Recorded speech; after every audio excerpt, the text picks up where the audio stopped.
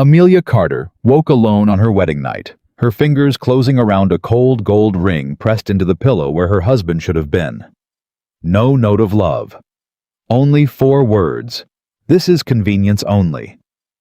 Moi. She did not weep. She rose, dressed herself, and walked into the hallway where every servant's eyes dropped away from hers.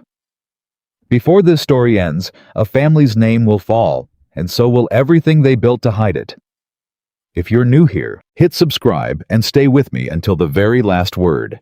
Tell me what city you're watching from tonight. I want to see how far this story travels. The house did not make a sound.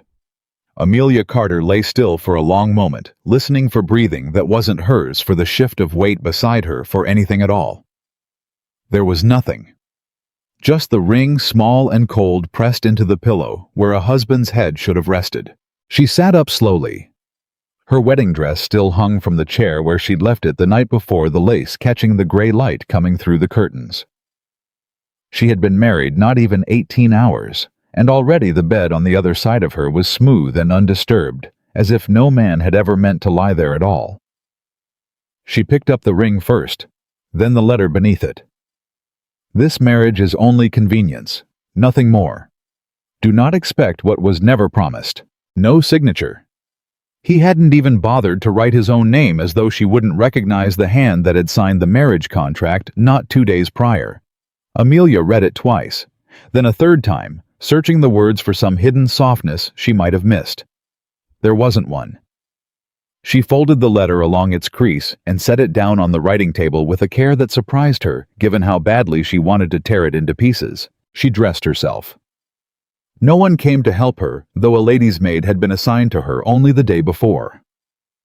She laced her own bodice, pinned her own hair, and when she looked in the mirror, she did not see a bride. She saw a woman standing in a house that did not want her. The hallway outside her chamber was long and cold, despite the summer heat pressing against the windows. A young housemaid was dusting a side table near the stairs, and when Amelia's footsteps approached, the girl's head snapped up, then dropped just as fast. "Good morning," Amelia said. The girl bobbed a short curtsy. "Morning, ma'am." Her eyes wouldn't lift past Amelia's shoulder. "Where's Mr. Hale?" "Couldn't say, ma'am." Couldn't or won't. The girl's hands stilled on the cloth. For a moment, Amelia thought she might answer honestly. Instead, she murmured, "I've work to finish, ma'am," and hurried off down the corridor, leaving Amelia alone with the sound of her own heartbeat. She found the housekeeper, Mrs. Margaret Collins, in the small parlor near the kitchens, arranging a tray of untouched bread and preserves as though the morning were entirely ordinary. Mrs. Collins was an older woman, gray-streaked and thick through the shoulders, with the kind of face that had learned long ago not to give anything away. "Mrs. Collins," Amelia said, "I'd like to know where my husband has gone." Mrs. Collins did not look up from the tray. "Mr. Hale left before sunrise, ma'am. Business in town, I believe." "On the morning after his wedding." "That's what I was told to say, ma'am." Amelia's stomach turned cold. Told by whom? Mrs. Collins finally raised her eyes, and there was something there, not cruelty, but a tired kind of pity that was almost worse. "This isn't my place to explain, ma'am. You'd best speak with Mr. Price about the household. He handles matters when the master's away." "And when will the master be back?" "Couldn't say." There it was again. Couldn't say. As if the entire house had rehearsed the same 2 words in preparation for exactly this morning, exactly this question. Amelia did not raise her voice. She had learned long before this marriage that a woman who raised her voice in a house full of strangers only gave them a reason to stop listening altogether. Instead, she said quietly, "Then I'll speak with Mr. Price." She found him in the estate office, a narrow room lined with ledgers and correspondence, the morning light falling across a broad oak desk where Edmund Price sat with a pen already in hand. He was a tall, narrow man, his coat buttoned to the throat, despite the summer warmth, his face composed into the particular blankness of a man who had spent years managing other people's secrets. He rose when she entered, offering the barest incline of his head. "Mrs. Hale." The name struck strangely against her ears. She had been Mrs. Hale for less than a full day, and already it sounded like a costume someone had draped over her without asking whether it fit. "Mr. Price, I understand you're the one to speak with since my husband has apparently vanished." "He hasn't vanished, ma'am. He's attending to matters in town." "On our wedding morning." Price's mouth pressed into a thin line. "Mr. Hale's affairs are his own, ma'am. I wouldn't presume to question them, and I'd advise you do the same." "I'm his wife." "You're his wife in name," Price said, and then seemed to catch himself as though the words had slipped out ahead of his better judgment. He softened his tone, though not his meaning. "Forgive me, ma'am. What I mean is this house runs a particular way. It's run that way a long while. I'd suggest you settle in before you start asking after things that aren't your concern." Amelia felt the heat rise in her chest, sharp and sudden, but she held it there, banked like a coal beneath ash. "What isn't my concern exactly? The whereabouts of my own husband, the running of the house I now live in." "The house runs fine without your interference, ma'am." "It runs on my dowry, Mr. Price." That landed. She saw it land, the slight tightening around his eyes, the pause before he answered. "That's a vulgar thing to say on your first morning here." "Then I'll say something less vulgar. I'd like to see the household accounts." "That's not customary." "I don't care what's customary. I care what's true.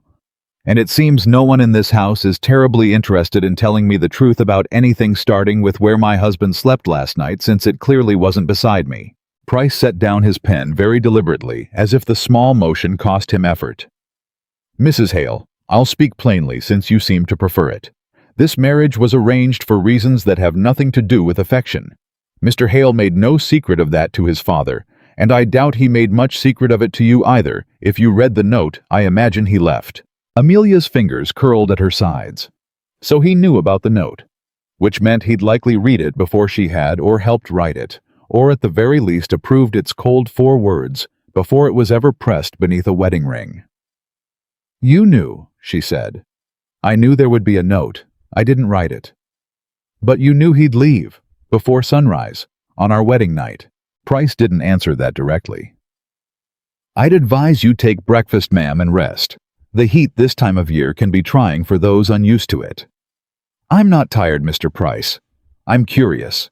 And curiosity, I find, tends to sharpen rather than dull with neglect." She turned before he could answer, and left the office, her skirt snapping against the doorframe. Behind her she heard him exhale slow and controlled the sound of a man recalculating something. She did not go to breakfast. She went instead to the long gallery that overlooked the drive, where she could watch the road that led away from the house, half expecting foolishly, she knew, to see a rider returning with some explanation, some apology, some flicker of the man who had stood beside her at the altar and spoken his vows in a voice that hadn't once wavered. He had looked at her only twice during the ceremony. Once, when the minister asked if he took her, and once when the ring was placed on her finger. Both times his eyes had been unreadable, flat as still water, giving nothing away. She had told herself foolishly that perhaps that was simply his nature, a reserved man, not an unkind one. She had told herself many foolish things in the 2 weeks between the arrangement and the wedding. She thought of her father, 3 states away, who had signed the marriage contract with visible relief, as though he'd been carrying a debt too heavy to bear, and had finally found someone willing to take it off his hands. She thought of her mother's silence on the matter, the way she'd simply nodded when told the wedding date, never once asking whether Amelia wanted this, only whether the dress would be ready in time. No one had asked her anything. Not her father, not her mother, not the man who now called himself her husband. She had been moved from one house to another, like a piece of furniture too fine to leave behind and too inconvenient to keep. "I will learn how to fight it," she thought, and was faintly startled by how steady the thought felt, how little it trembled compared to everything else inside her. By midday, a young housemaid named Susan finally worked up the courage to speak more than 2 words to her. Amelia found the girl folding linens in the hall closet and simply sat down on the bench nearby, saying nothing, until the silence between them grew comfortable enough that Susan glanced up on her own. "You mustn't take it too hard, ma'am," Susan said quietly. "It ain't about you." "Then what is it about?" Susan hesitated, folding the same pillow slip twice. "There's talk, ma'am, below stairs, about Miss Vance." Amelia went very still. "Who is Miss Vance?" "Eleanor Vance.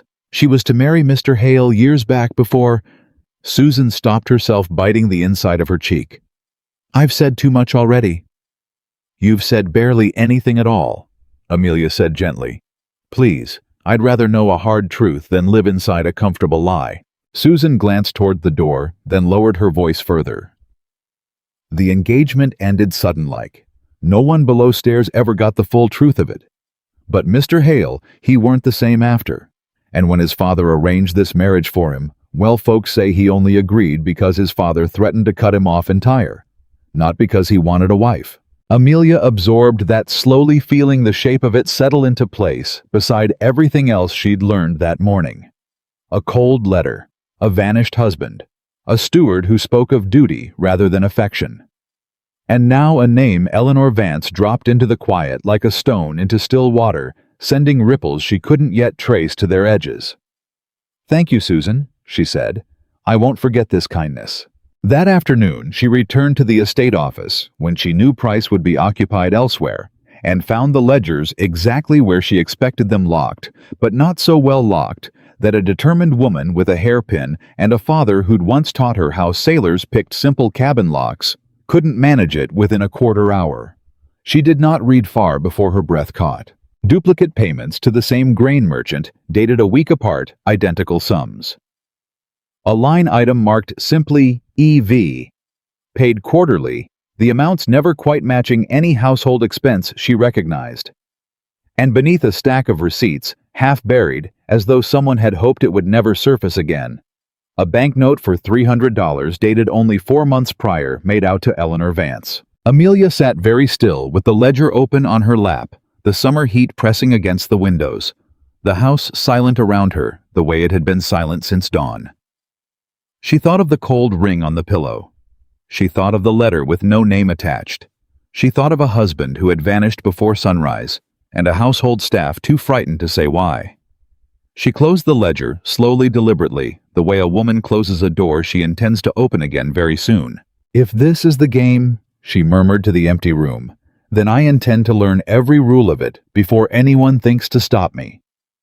Outside, the sun climbed higher over land that did not yet know her name, over a house built on secrets far older than her marriage, and over a husband who had no idea that the wife he'd left behind without a word was already unraveling the threads that held his family's fortune together. She rose, straightened her skirts, and walked out of the office with the same quiet composure she'd worn since dawn, giving nothing away, revealing nothing.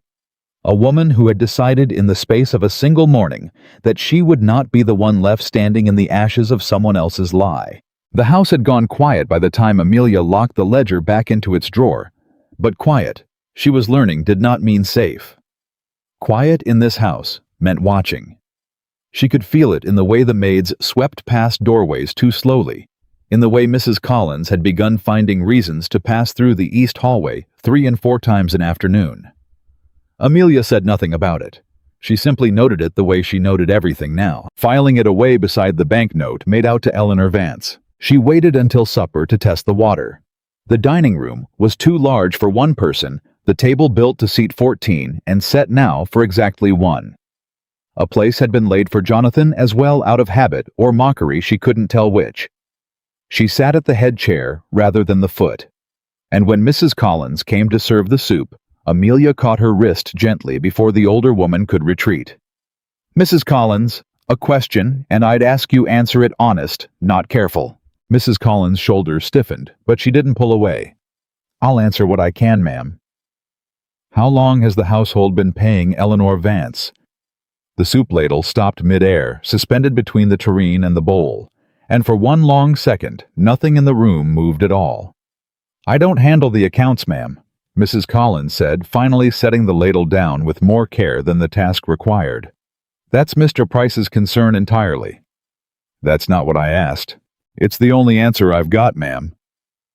"You've worked in this house a long while.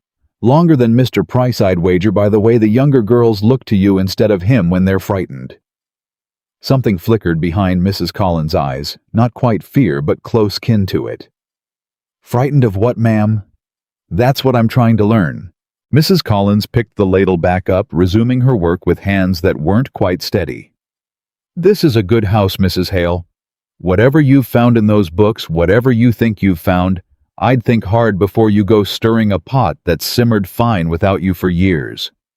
A pot simmering fine doesn't leave a bride alone on her wedding night." Mrs. Collins had no answer for that. She finished pouring the soup and left the room without another word, but Amelia noticed she did not look back, and she noticed, too, that the woman's hand trembled just slightly as she pulled the door shut behind her. Amelia did not touch the soup. She sat instead with her hands folded on the table, staring at the empty chair across from her, and let herself feel for exactly 1 minute no longer the full weight of what it meant to be this alone in a house full of people. Then she stood, pushed the chair in neatly, and went back to work. The estate office was locked properly this time. Price had learned his lesson from the afternoon, it seemed, and had taken the ledgers with him wherever he'd gone. But a house this large kept more than one set of books, and Amelia had spent enough of her girlhood trailing after her father's business partners to know that men who hid money rarely hid it in only one place. She found the second set in the study, tucked behind a row of law volumes. No one in the house appeared to have opened in a decade, tenant rent records going back 6 years. She lit a second candle and spread them across the desk, and it did not take her long to see what she was looking for, because once a woman knows to look for a lie, the lie tends to announce itself. Tenant payments from the Cobb farm, $40 a quarter, recorded faithfully for 5 years. Then, beginning 18 months ago, the entries stopped matching. $40 recorded as received. Only 22 reaching the estate's actual coffers, according to the second ledger she'd found earlier that day. The difference, quarter after quarter, $60 vanishing into nothing. She sat back in the chair, feeling something cold settle low in her stomach. $60 was not a fortune. It would not ruin a family the size of the Hales on its own. But $60 repeated across a dozen tenant farms quarter after quarter for 18 months, that was not carelessness. That was design. "You work quick for a woman married one day," a voice said from the doorway. Amelia did not startle. She had learned in the space of a single afternoon to keep her body still even when her heart wasn't. Edmund Price stood in the doorway with a lantern in one hand, his coat still buttoned to the throat. Despite the late hour, his face unreadable in the low light. "I work quick when no one will tell me the truth outright," Amelia said. "I find it saves time. Those books aren't yours to read. They're my husband's, and by every law I understand what belongs to my husband belongs in some measure to me now. Or was that arrangement only meant to run one direction?" Price stepped into the room, setting his lantern down on the corner of the desk, with a deliberateness that made the flame gutter and steady again. "You've been busy." "I've been curious. I mentioned that to you this morning." "Curiosity in a house like this can get a person hurt, Mrs. Hale." Amelia looked up at him then, and something in her face must have shifted, because Price's own expression flickered just for a moment into something almost like respect, quickly buried again beneath his careful blankness. "Is that a warning, Mr. Price?" "It's an observation. Then observe this." She turned the ledger toward him, her finger resting on the column of numbers that didn't match.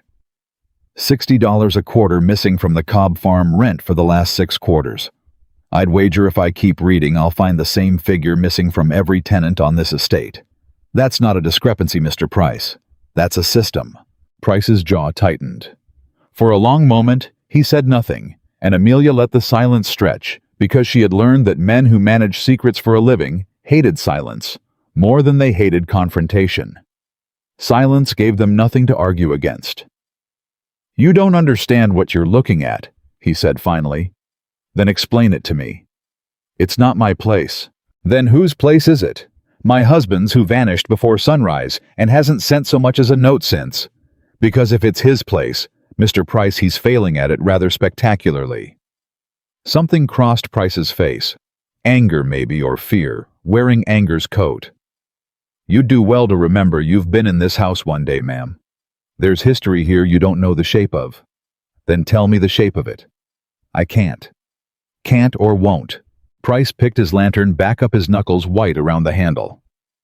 There's a difference between what a man knows and what a man's permitted to say, Mrs. Hale.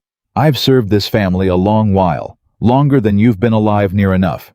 And I'll tell you this much for free, because I think underneath all that stubbornness, you've got some sense in you. Whatever you think you're uncovering, you'd be wise to put it back exactly where you found it and let it lie. Why? Because some truths, once they're loose in a house, can't be put back in the drawer. He left before she could answer, taking his lantern with him, leaving her alone with the candle and the ledgers and the growing certainty that she had stumbled into something far larger than a cold husband and an empty wedding bed. She did not sleep that night. She sat at the desk until the candle burned down to a stub, copying figures onto a scrap of paper she folded and tucked into the lining of her trunk in a place she doubted anyone would think to search.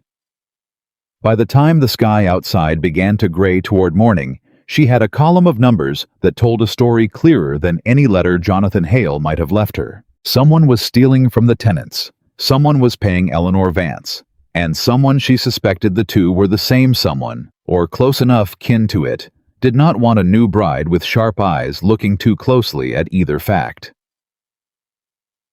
Jonathan returned on the third day as suddenly and wordlessly as he had left. Amelia heard the horse before she saw him, the particular rhythm of hooves on the drive that made the whole house seem to hold its breath at once.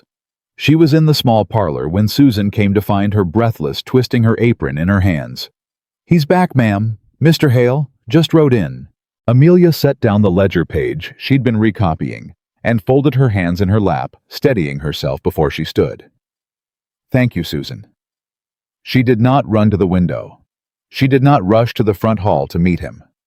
She finished folding the paper, tucked it away, and walked at her own pace toward the entrance, because she had decided somewhere in the sleepless hours of that long night that she would not be a woman who came running when a man deigned to return. He was in the front hall when she arrived, handing his hat to a footman, his coat dusted with the road, his face drawn tight with something that might have been exhaustion or might have been guilt.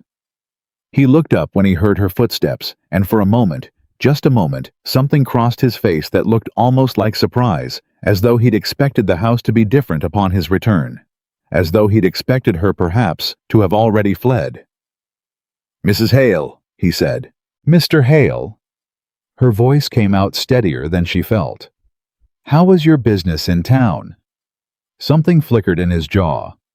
"Tiresome."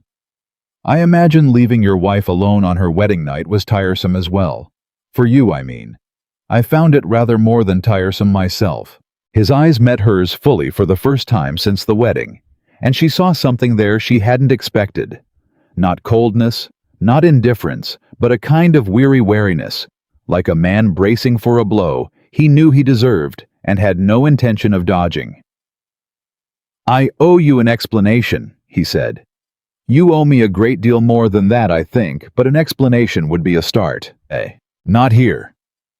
His gaze flicked toward the footman, toward the open doorway to the servants' hall, and Amelia understood without being told that whatever he meant to say, he did not mean for the whole house to hear it. "Your study, then," she said, "since I've grown rather familiar with it these last 3 days."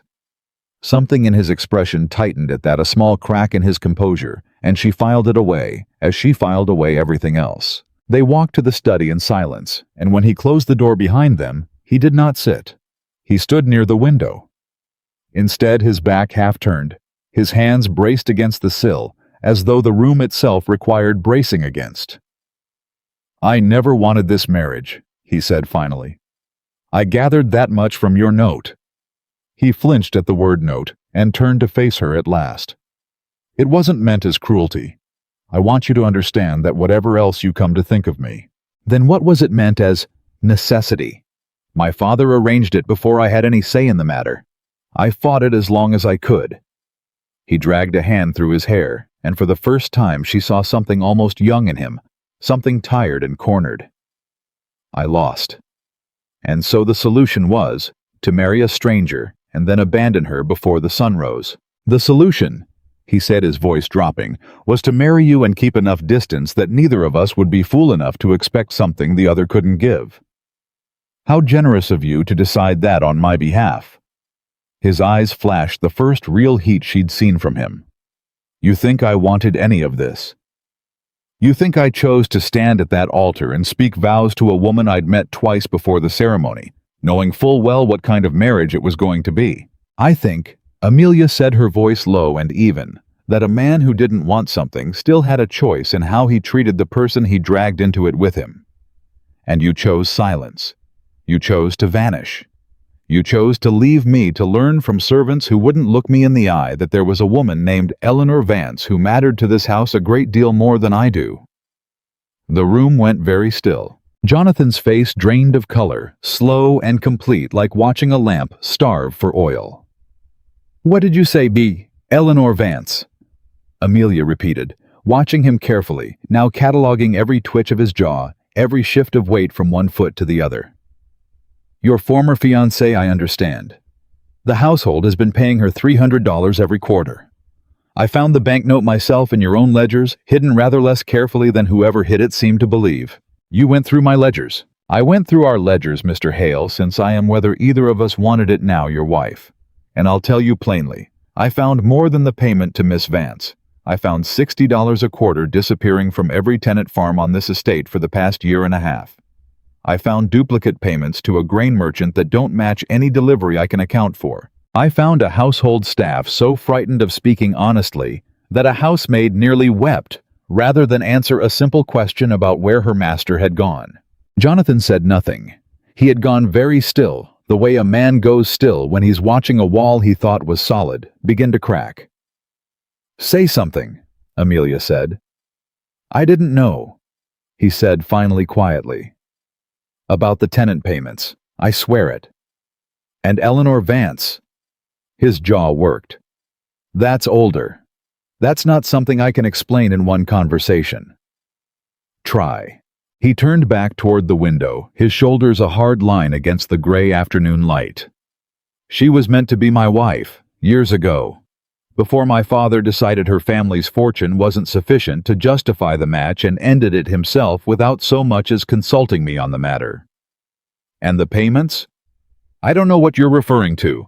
I give you my word, I don't know why money would be going to her or from whom or for what purpose. Amelia studied him, weighing the words against everything else she'd gathered. The servant's silence. Price's warnings. The careful way this entire household seemed built to keep certain truths buried just beneath the surface. She could not yet tell if he was lying. She suspected, in fact, that he half believed his own ignorance, the way men often did when it was easier than confronting what their fathers had built. Then we're in agreement on one thing at least, she said. What's that? That neither of us knows the full truth of this house yet. But I intend to find it, Mr. Hale, with or without your help. I'd prefer with, but I'll manage without if I must. Something shifted in his face then, not quite admiration, not yet, but the first crack in the wall he'd built between them since the wedding. You're not what I expected, he said. Few things about this marriage have been what either of us expected, I imagine. The days that followed took on a strange new rhythm. Jonathan did not vanish again, but he did not draw close, either. He existed at the edges of her days, present at meals, absent in every way that mattered. A man circling a fire he wasn't certain he was permitted to warm himself against. Amelia let him keep his distance.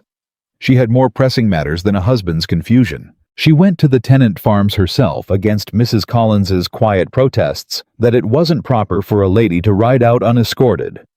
She found the Cobb farm first, a modest holding at the eastern edge of the estate, where a weathered man named Thomas Cobb met her at the gate with his hat already in his hands and suspicion plain across his face.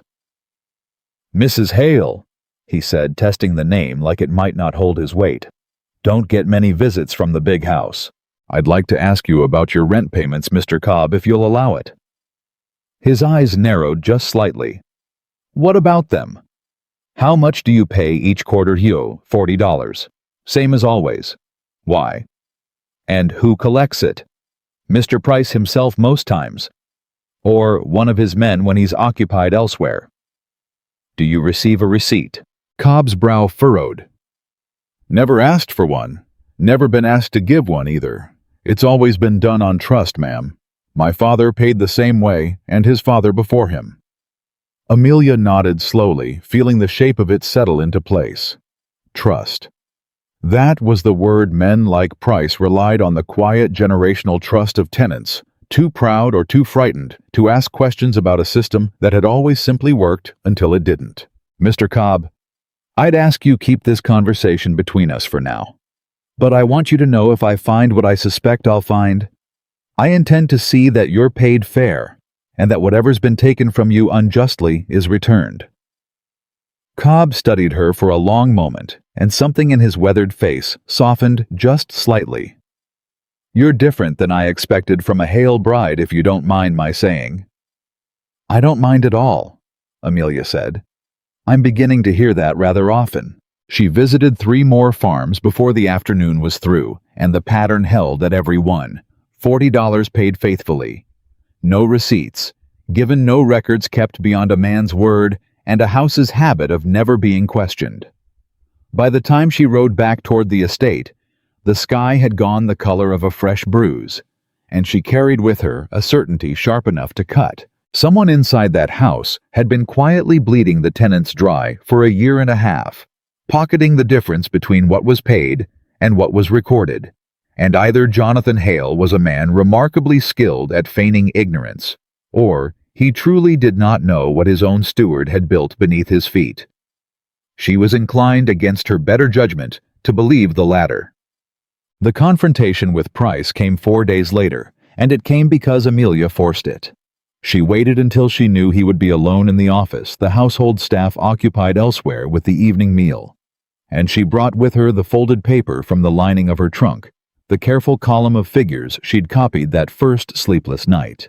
Price looked up when she entered, and something in his face told her he'd been expecting this, had perhaps been dreading it since the moment he found her in the study 3 nights before. Mrs. Hale, Mr. Price, I've visited the Cobb farm, and the Whitley farm, and 2 others besides. She laid the paper on his desk, unfolding it with slow, deliberate care. Every tenant pays $40 a quarter faithfully to you or to your men. Every ledger in this house records only $22 received. I'd like you to explain the difference. Price's face went the color of old paper. You've no right. I have every right. I am the mistress of this house, whatever else has gone unspoken between my husband and myself, and I will not stand by while tenants who trust this family are quietly robbed of their honest wages. You don't understand the arrangement. Then for the last time, Mr. Price, explain it to me. He was quiet for a long moment, his hands flat on the desk, his eyes fixed on some point past her shoulder. When he finally spoke, his voice had lost its careful blankness, replaced by something raw, more tired. The difference doesn't come to me, he said. Not most of it anyway. Then where does it go? To the same place the payments to Miss Vance go. Amelia went very still. Explain that. Price's jaw tightened, and for a moment she thought he might refuse. Again, might retreat back into the fortress of, it's not my place, he'd built around himself since the moment she arrived. But something in his face had shifted, exhaustion maybe, or the particular weariness of a man who has carried a secret so long it has begun to outweigh his loyalty to the person who asked him to carry it. There's a debt, he said finally, an old one, predates your marriage by years. Mr. Hale's father, before he passed, made certain promises to certain people to keep certain matters quiet. The tenant shortfall, the payments to Miss Vance. It's all the same river, Mrs. Hale, just different tributaries. It all flows back to a debt the old master left behind, and a secret he was willing to bleed this whole estate dry rather than let surface. What secret? Price shook his head, and for the first time Amelia saw something like genuine fear cross his features. Not fear of her, but fear of the thing itself. Whatever it was, still coiled somewhere in this house's foundations, like a snake beneath floorboards. I've said more than I should already, he said. More than safe for either of us. Mr. Price, if you want the rest of it, he said, cutting her off, his voice dropping to something almost like a plea. You'll have to ask Miss Vance herself. I've told you what I can. The rest isn't mine to give away. He would say nothing more, no matter how she pressed, and eventually she left him there in the half-dark of the office, his hands still flat on the desk, his eyes fixed on nothing at all. That night, unable to sleep, Amelia walked the long gallery again, past portraits of Hales. Long dead men and women rendered in oil with the same flat, unreadable eyes she'd seen in Jonathan the day of their wedding. She stopped before the portrait of an older man near the gallery's end, broad-shouldered, silver-haired, his mouth set in a hard line that brooked no argument, even in paint. "Jonathan's father, I take it," she said aloud, not entirely expecting an answer. "Elias Hale," Jonathan's voice said from behind her, and she turned to find him standing a few feet away, a candle in his hand, his face half in shadow. "You've a habit of wandering this house at hours no sensible person keeps." "I've a habit of thinking better when the house is quiet and no one's watching my face for what I might give away." He came to stand beside her, looking up at his father's portrait with an expression she couldn't quite name, something between old grief and older anger. "He built everything you see around you. The shipping trade, the land, the money that made this family worth marrying into, according to my own father's calculations. Price told me tonight there's a debt. Something your father left behind. Something tied both to the tenant shortfalls and to Eleanor Vance." Jonathan's jaw tightened, the candlelight throwing sharp shadows across his face. "He told you that? He told me enough to know there's a great deal more he isn't permitted to say. He said if I wanted the rest, I'd need to ask Miss Vance myself." Something crossed Jonathan's face. Then alarm, quick and sharp, gone almost before she could name it. "You're not to go near her." "Why not?" "Because you don't understand what you'd be walking into." "Then make me understand, Jonathan." It was the first time she'd used his given name since the wedding, and she saw it land, saw something in his shoulders, loosen just slightly at the sound of it. "I am tired of being the only person in this house who doesn't know the shape of the thing everyone else is so frightened of." He was quiet for a long moment, staring up at his father's painted eyes, as though searching them for permission he knew he'd never receive.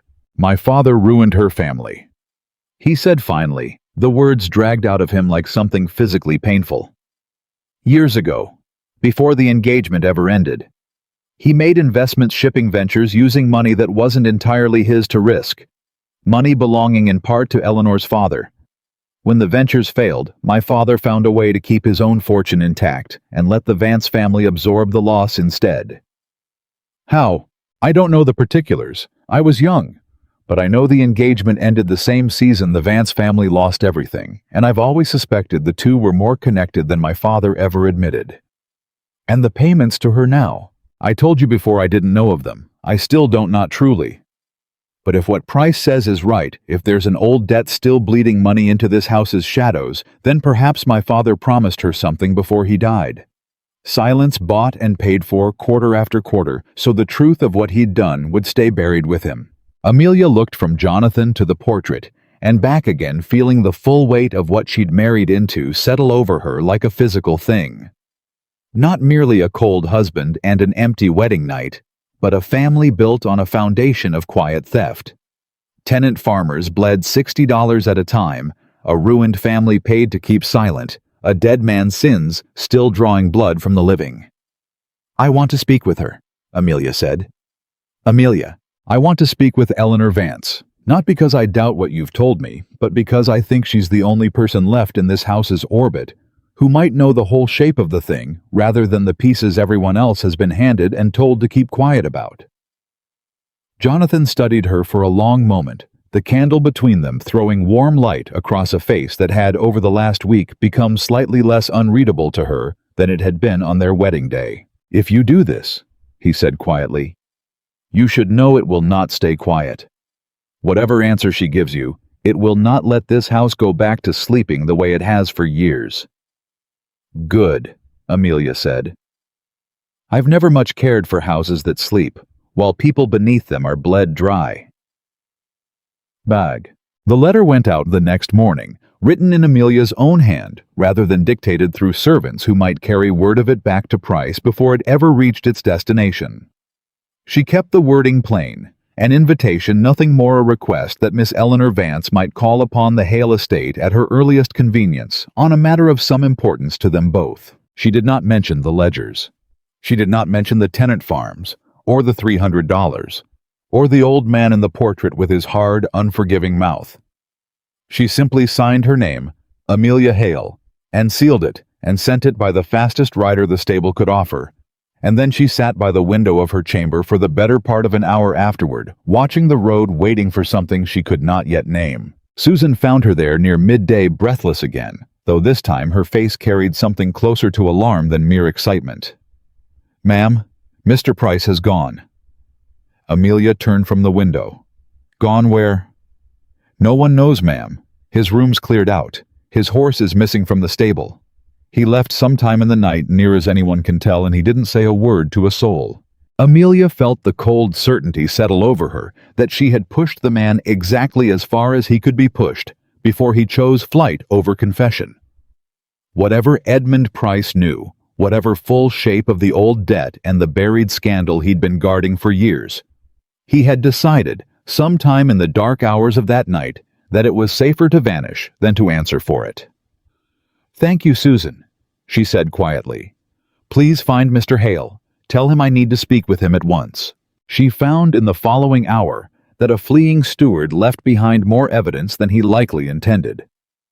In his hurry, Price had left one drawer of his desk unlocked, and inside it, beneath a stack of ordinary correspondence, Amelia found a letter half-finished, the ink still faintly fresh, addressed to no one she recognized by name, containing only a handful of damning lines. "The girl is sharper than we accounted for. If she reaches Miss Vance before matters are settled, the whole arrangement collapses, and with it everything the old master worked to keep buried.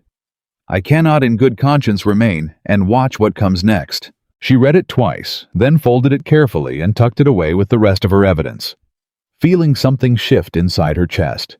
Not fear, though fear would have been reasonable enough, but something closer to grim satisfaction.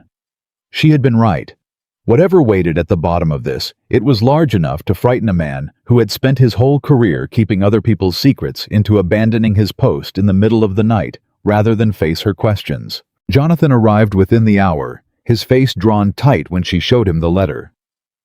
"He's run," Jonathan said, more to himself than to her, reading the lines a second time, as though they might rearrange themselves into something less damning. "God help me, he's actually run." Which tells us he knew more than he ever admitted, and that whatever he knew, he believed it was safer to disappear than to stay and answer for it. Or he believed whoever's behind this would come after him if he stayed. Amelia looked up sharply. "You think there's someone else, beyond your father, beyond Price?" "I don't know what to think anymore," Jonathan admitted, and for the first time since she'd known him, his voice carried something close to genuine fear. "I thought I understood the shape of my own family's history. I'm beginning to suspect I understood almost none of it." Amelia folded the letter and set it with the rest of her collected proof. The ledgers, the tenant testimonies, the bank note made out to Eleanor Vance, building piece by piece a record of a lie so old it had outlived the man who told it and was now devouring the family he'd left behind to inherit it. "Then we'd best hope," she said quietly, "that Miss Vance answers my letter before whoever frightened Mr. Price into running decides we've learned enough to be frightened of too." The answer came 2 days later, not in the form of a letter, but in the sound of a carriage on the drive, finer than any that had called at the estate since Amelia's own wedding, its wheels crunching slow and deliberate over the gravel, as though the woman inside had chosen her pace as carefully as she'd chosen her words. Amelia stood at the window of the long gallery and watched it approach, her heart beating hard and steady beneath her composed exterior, and behind her she heard Jonathan's footsteps stop in the doorway, heard his breath catch just slightly at the sight of the carriage rolling to a halt below. "She came," he said, quiet and disbelieving.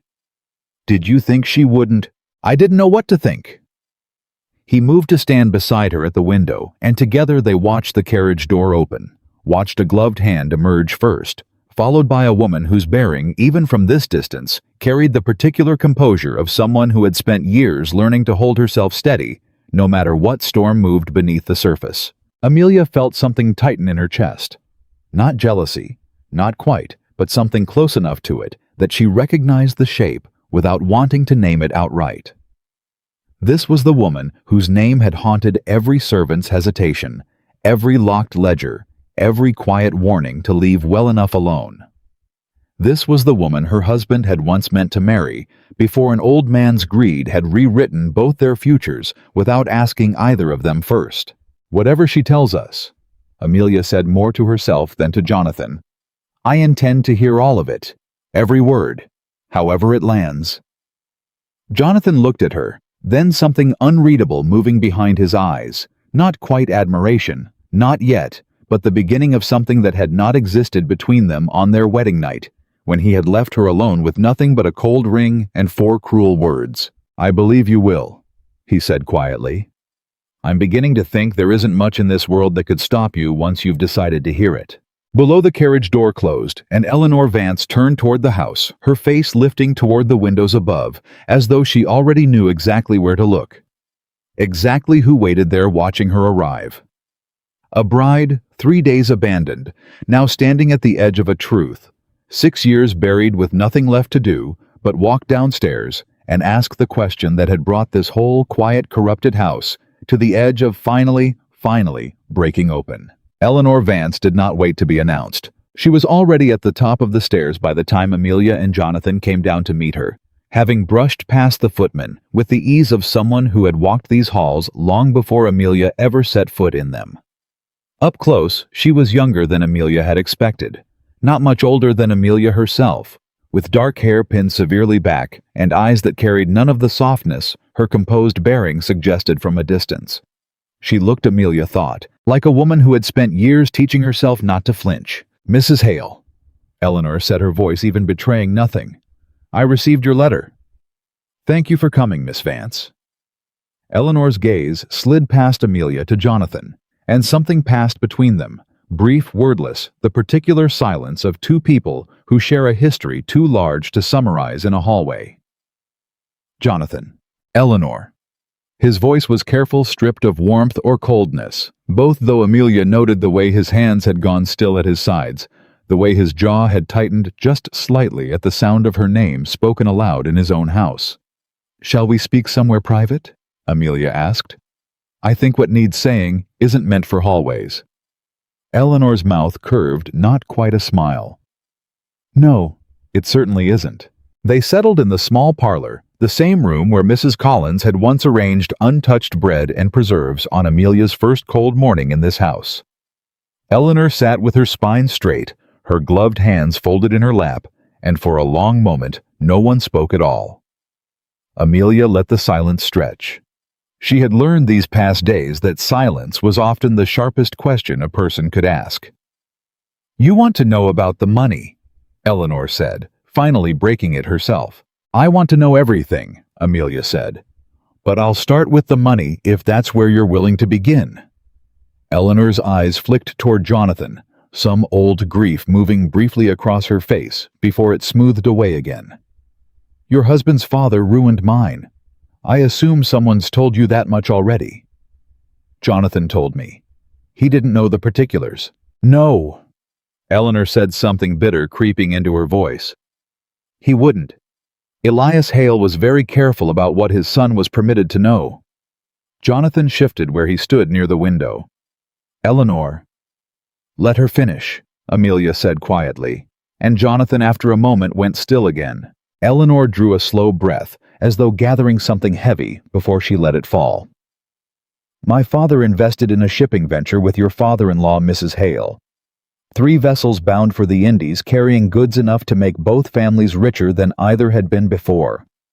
Your husband's father structured the venture so that the risk fell almost entirely on my father's shoulders, while the reward, should it come, would flow mostly into his own pockets. My father didn't understand the arrangement until it was too late to undo it. He trusted Elias. They'd known each other since boyhood." "And the ships failed," Amelia said quietly. "2 of them. Storms and poor luck, and perhaps some poor decisions made by captains your father-in-law hired too cheaply to be trustworthy. My father lost nearly everything. Elias lost considerably less because he'd structured the losses to fall on my father's side of the ledger, and by the time my father understood what had been done to him, there was no court in this country that would have untangled it in his favor. Men like Elias Hale write the rules men like my father are forced to live inside of.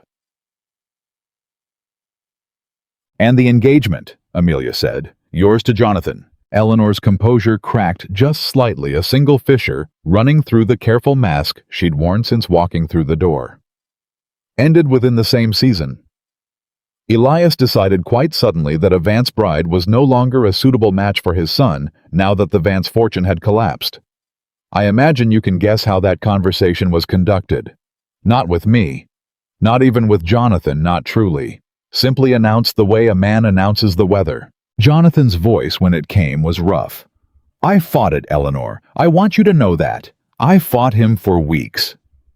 I know you did, Eleanor said, and for a moment something almost gentle passed between them.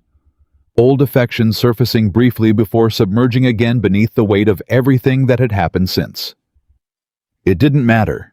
Your father held every string in this family, and he pulled them exactly as he pleased. Amelia sat very still, absorbing this feeling. The full shape of the old wound settled into place beside everything else she'd gathered. But something didn't fit yet, some piece still missing from the pattern.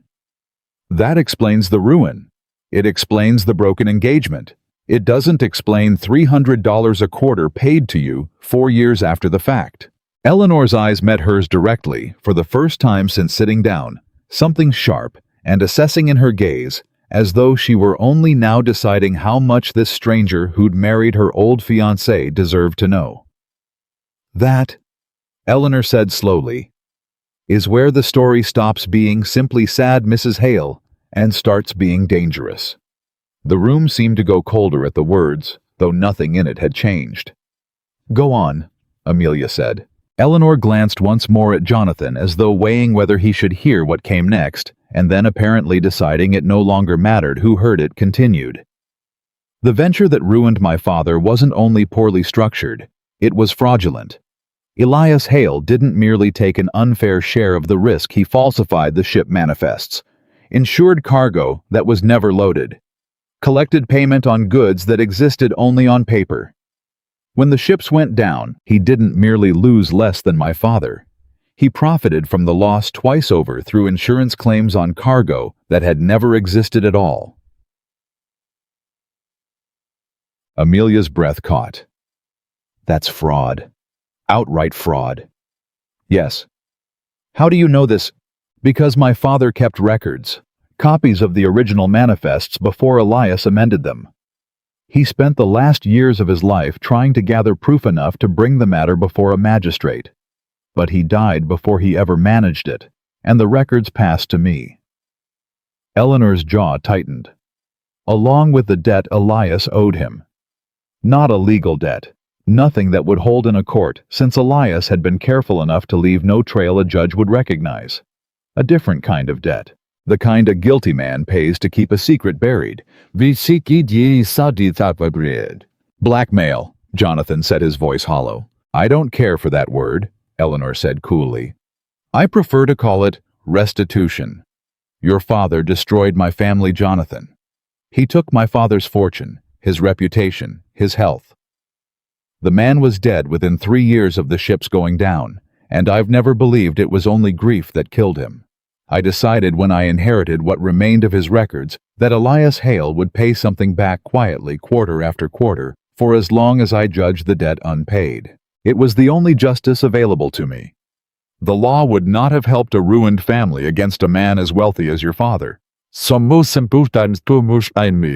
Amelia looked between them. The woman whose family had been destroyed, and the man whose father had done the destroying, and felt something complicated stir in her chest. Not quite sympathy for Eleanor, not entirely, though the injustice of it was plain enough. Something more like recognition. She understood suddenly and completely what it meant to be a woman left with nothing but her own resourcefulness standing between herself and ruin. And when Elias died, Amelia said slowly, the payments continued. They did. His son inherited the debt along with everything else his father left behind, whether Jonathan understood the reason for it or not. Eleanor's gaze slid to Jonathan, something almost pitying in it now. I assume Mr. Price has been managing the payments without your knowledge. Your father set the arrangement up that way deliberately, so you would never have to know, and so you could never be blamed for continuing it. Convenient, isn't it? A guilty man building a system clever enough to keep his own son innocent of the guilt. Jonathan's face had gone the color of old ash. All this time, every quarter, I thought Price's ledgers were... I don't know what I thought they were. I never thought to question figures that balanced well enough on paper.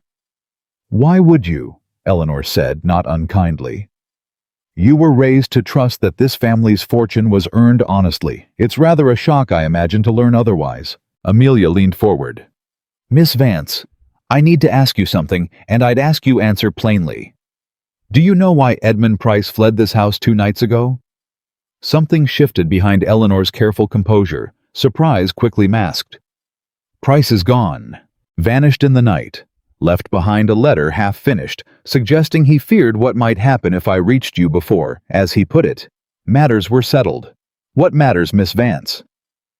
What is there left to settle, if the truth is already as plain as you've laid it out for us? Eleanor's brow furrowed, and for the first time since arriving, something like genuine uncertainty crossed her face. I don't know.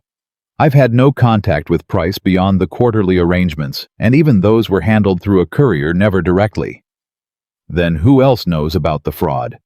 Who else has reason to fear it surfacing? Eleanor was quiet for a long moment, and when she spoke again, her voice had lost some of its careful control. There was a third investor in the original venture, a man named Silas Whitfield, based out of the port city, who put up capital alongside my father and Elias both. I've always wondered why his name never surfaced in any of the trouble that followed, whether he'd simply been lucky enough to escape the losses, or whether he'd known something the rest of us didn't. Amelia felt something cold uncoil in her stomach. A name freshly surfaced that no one in this house had spoken until this moment. Do you know where I might find him? I know where he was 4 years ago. Whether he's remained there, I couldn't say. Eleanor's eyes met hers, something almost like warning in them now. Mrs. Hale, I'd think carefully before you go pulling that particular thread. If Whitfield was involved in Elias's fraud and managed to keep his own hands clean of it publicly, he's had 4 years to make certain no one ever traces it back to him. A man like that doesn't take kindly to being found. I've been threatened before this week, Miss Vance. Politely mostly. I find I'm growing rather immune to it. Something that might almost have been respect flickered across Eleanor's face. Then you're either very brave or very foolish. I confess I haven't yet decided which. Why, Jonathan found her an hour later, after Eleanor's carriage had rolled back down the drive and disappeared beyond the tree line, standing once more in the long gallery before his father's portrait, though this time her expression had changed. No longer curious, but something harder, colder, the look of a woman recalculating everything she thought she understood about the family she'd married into. You believe her, he said, coming to stand beside her. I believe most of it. I think there are pieces even she doesn't have. My father was a fraud. Jonathan's voice carried a rawness she hadn't heard from him before, not even on the morning he'd finally admitted to leaving her alone on their wedding night. Everything I was ever taught to be proud of this house, this land, the shipping trade that built it all, sits on a foundation of stolen money and falsified papers. You didn't build that foundation. No, but I've been living on top of it my whole life, never once questioning where the money came from. That makes me either a fool or a coward, and I'm not certain which is worse.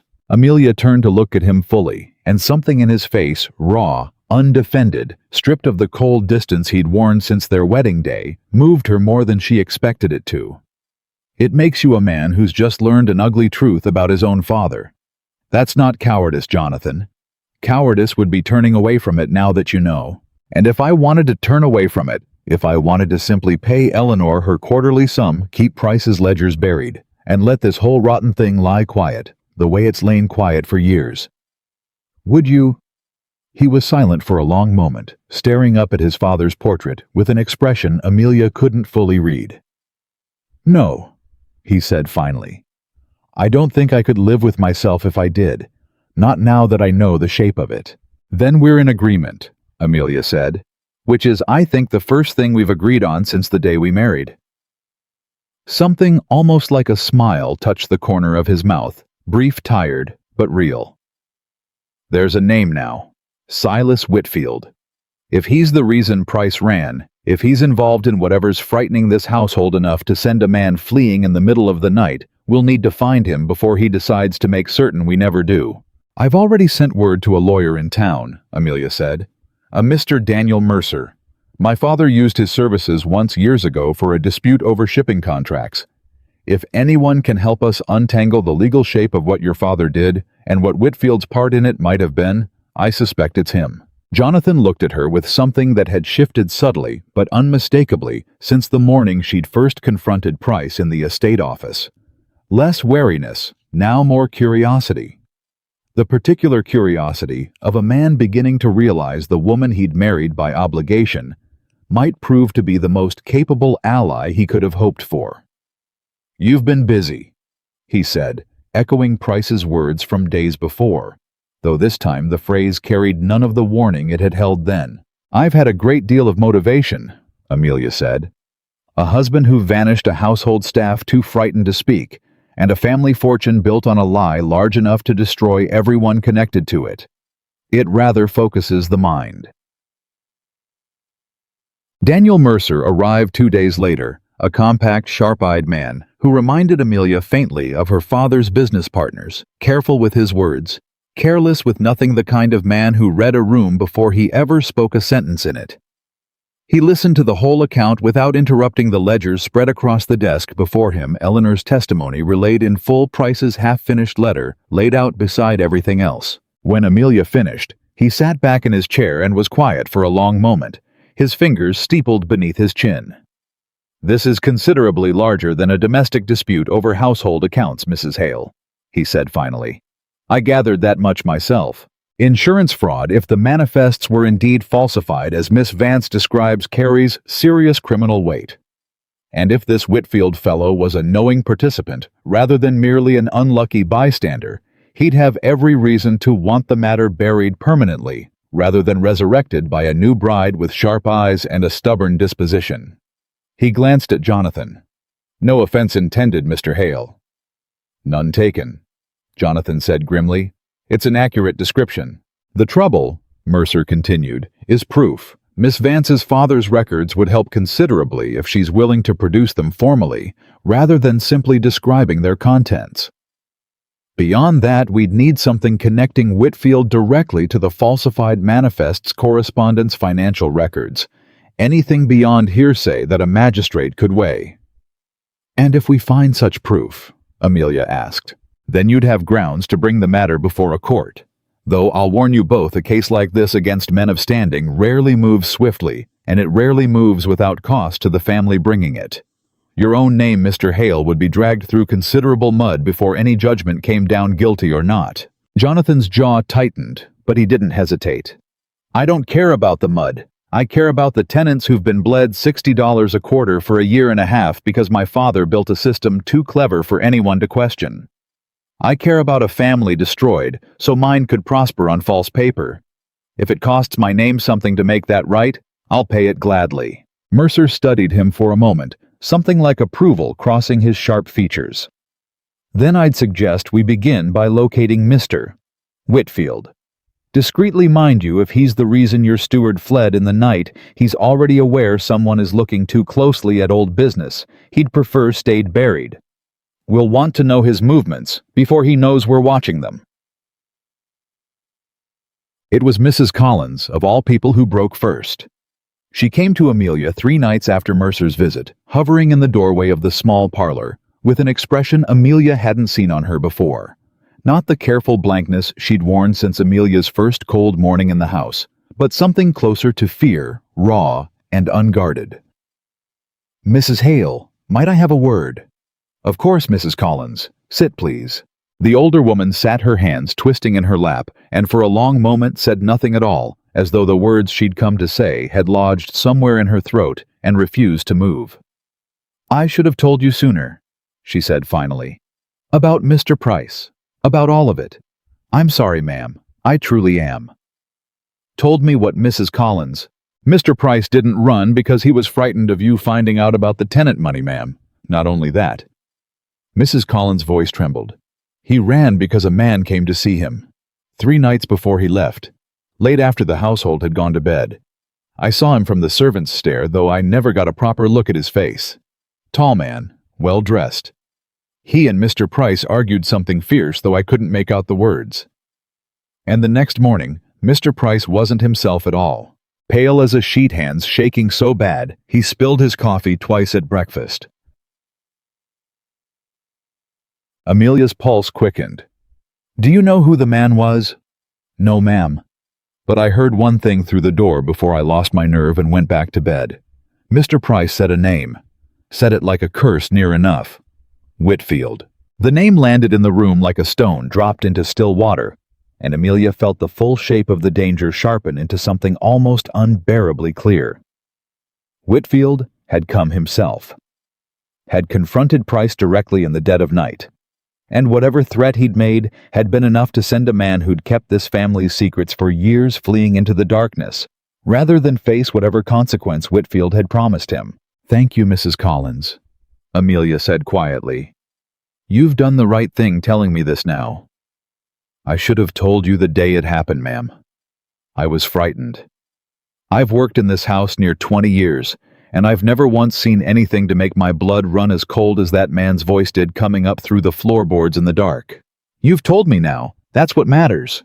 That's... Mrs. Collins rose to leave, then paused at the door, turning back with an expression that carried something almost like tenderness beneath the fear. For what it's worth, ma'am, I'm glad it's you asking these questions, and not someone who'd have let it all lie quiet the way it's lain quiet for years. This house needed someone unafraid to look at it straight.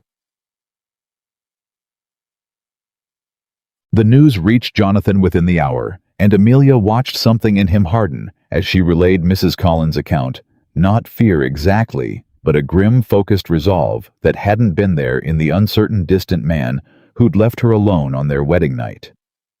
He came here, Jonathan said, to my own house, threatened my steward under my own roof, and I never even knew it happened. Which means he's not merely protecting an old secret from a distance, Amelia said. He's actively managing it. Which means he's frightened Jonathan. Men don't take risks like that, don't show their own faces in the dead of night, unless they believe the danger to themselves is real and close. Then we're closer than I thought. Or he knows something we don't yet. Something that makes him believe threatening Price would be enough to bury this permanently. Amelia paced the length of the study, her mind working through the pieces. We need Mercer to move quickly. If Whitfield believes the danger has passed with Price's disappearance, he may grow careless. If he believes it hasn't, he may do something far more drastic than frightening a steward into fleeing. As if summoned by the thought itself, a commotion rose from the front of the house, raised voices, the clatter of hooves on the drive, a shout from one of the stable hands that carried an urgency Amelia felt in her chest before she understood its cause. Jonathan was moving before she was throwing open the study door, and Amelia followed close behind her, heart hammering with a dread she couldn't yet name. In the front hall, Daniel Mercer stood dripping with sweat and road dust, his coat torn at the shoulder, a fresh cut above his eyebrow, beating dark red against his pale skin. Mr. Mercer! Amelia rushed forward. What happened? I was set upon. Mercer said, his voice tight with barely controlled fury. Not 2 miles from town. 2 men masked, though I'd wager a considerable sum they were hired rather than acting on their own account. They didn't rob me, Mrs. Hale. They didn't want my purse. They wanted this. He held up a leather satchel, its strap cut clean through, hanging by a single thread of stitching. The documents, Eleanor Vance's father's records, which I'd taken into my keeping only yesterday for safekeeping. They very nearly succeeded. But you kept them. By luck, more than skill, I confess. A farmer's cart came round the bend before they could finish the job, and they fled rather than risk being seen. Mercer's jaw tightened. Mrs. Hale. Mr. Hale, I don't say this to frighten you, but I'd be failing my duty if I didn't. Whoever is behind this is no longer content merely to run and hide. They're willing to use violence now in broad daylight against an officer of the court. That tells me the stakes for them have grown considerably higher than a quarterly payment to a ruined family. Amelia felt the floor tilt slightly beneath her, the full weight of what they'd stumbled into, finally settling into something undeniably real. This was no longer a matter of missing ledger entries and an absent husband's cold explanation. This was a fight against a man willing to have people hurt to keep his secrets buried. "We need to secure those documents somewhere safer than a lawyer's satchel," Jonathan said, his voice hard. "Agreed," Mercer said. "I'd suggest the bank in town in a lockbox under multiple names so that no single theft or coercion could grant access. And I'd suggest, Mrs. Hale, Mr. Hale, that you both take considerable care with your own movements from here forward. If they were willing to attack me over documents, I shudder to think what they might attempt against the two people most capable of bringing the whole matter before a magistrate." That night, Amelia sat awake long after the house had gone quiet, turning the day's events over in her mind. Price's confession. Eleanor's testimony. Mrs. Collins's frightened account of a man's voice rising through the floorboards, and now Mercer's torn coat and the fresh cut above his eyebrow. Proof made physical that the danger surrounding this house's buried truth was no longer a matter of whispered warnings alone. Jonathan found her there in the small parlor, a single candle burning low beside her. "You should be resting," he said quietly, coming to sit across from her. "I keep thinking of Mrs. Collins," Amelia said. 20 years in this house, and she's never once seen anything to frighten her the way that voice in the dark did. What kind of man inspires that sort of fear in someone who's weathered every other storm this family's ever produced? "The kind of man who has everything to lose," Jonathan said. "I've been thinking on it too. If Whitfield was a knowing partner in my father's fraud, if he profited from the falsified manifests same as my father did, then this isn't merely about protecting an old secret anymore. It's about protecting himself from ruin, from prison perhaps, if the proof against him is strong enough. A cornered man is a dangerous one." "Yes." Jonathan's eyes met hers in the candlelight, something steady and resolved settling into his face that hadn't been there before. "Which is precisely why I mean to see this through, whatever it costs. I spent the first days of our marriage running from a truth I didn't want to face. I don't intend to spend what remains of it running from a man who thinks violence will keep that truth buried." Amelia studied him for a long moment. This man who had left her alone with nothing but a cold ring and a colder letter who had returned, changed, softened at the edges, by a truth too large to hide from any longer. "Then we face it together," she said. "Whatever comes." Something passed between them. Then, wordless, the first real accord they'd found since the day the minister had pronounced them husband and wife. Not love, not yet, but something adjacent to it, a partnership forged in the fire of a shared danger neither of them had asked for, but both had chosen finally to meet head-on rather than flee. Outside beyond the window, the summer night pressed close and dark against the glass, and somewhere beyond the estate's borders, a man named Silas Whitfield sat counting the cost of secrets, grown too heavy to carry, weighing how much further he was willing to go to keep them buried. While inside the house he'd threatened, without ever showing his face, a bride who refused to break, and a husband finally awake to his own family's sins, prepared themselves for whatever came next. The lockbox at the bank held for exactly 6 days before the second attack came. Amelia learned of it not from Mercer himself, but from a breathless rider who arrived at the estate just past noon, his horse lathered white, his voice cracking as he delivered the news to the stable hands before anyone thought to bring it properly to the house. "Mr. Mercer's office, burned to the ground last night." Amelia was already moving toward the front hall by the time Susan reached her with the full account, her heart hammering against her ribs in a rhythm that had nothing to do with fear for herself and everything to do with dread for a man who had risked his own safety to help them. "Is he—" She couldn't finish the question. "Alive, ma'am. Banged up, something fierce but alive. He wasn't in the office when the fire started. Someone said it deliberate, they're saying in town. Kerosene by the smell of it, and set close on midnight when no one would have been about to see who did it."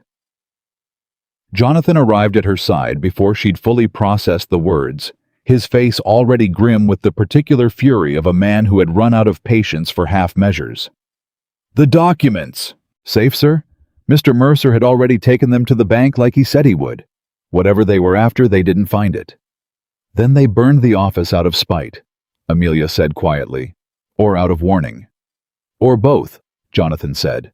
They rode into town within the hour, and Amelia did not wait for anyone to suggest it might be improper for a lady to visit a burned building or sit at a wounded man's bedside.